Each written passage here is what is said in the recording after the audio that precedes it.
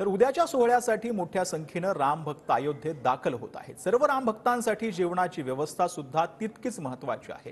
हे आव्हान सुरवी नावाची एक सेवाभावी संस्था गेल्या काही दिवसांपासून पेलते आहे।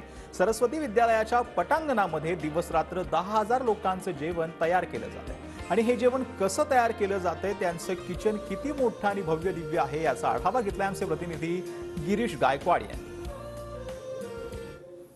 अयोध्येत एकीकडे रामलल्लाच्या प्राणप्रतिष्ठेची तयारी जोरात सुरू असताना दुसरीकडे कुणीही भक्त उपाशी राहू नये याची देखील दखल घेतली जाते। मी सध्या सरस्वती विद्या मंदिरात आहे आणि या ठिकाणी आपण पाहतोय की एक ग्रँड किचन उभारण्यात आलेला आहे, ज्या ठिकाणी ठेपले तयार केले जातात, पुऱ्या तळल्या जातात आणि जवळपास 10,000 रामभक्तांना प्रसाद दिला जाणार आहे। हाच प्रसाद ज्या ठिकाणी पंतप्रधान नरेंद्र मोदी आणि त्यासोबत त्यांचे उत्तर प्रदेशचे जेवढे मिनिस्टर्स आणि मंत्री आणि त्यांचे कार्यकर्ते पदाधिकारी असणारे त्यांना देखील जाणार आहे आणि त्यामुळे गुणवत्ता चांगली असायला हवी याची देखील पुरेपूर दखल घेतली जाते।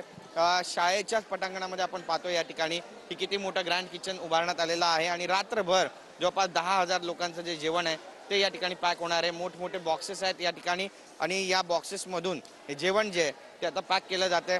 सगळी मुलं जी आहेत ती सुद्धा बच्चे कंपनी या ठिकाणी पोहोचलेली आहे, त्यांचे माता पिता पण पोहोचलेले आहेत आणि या ठिकाणी सध्या पुरी आणि ठेपले पॅकिंग केली जाते। एक लाईव्ह काउंटर या ठिकाणचा आपण पाहतोय, पुऱ्या तळल्या जात आहेत।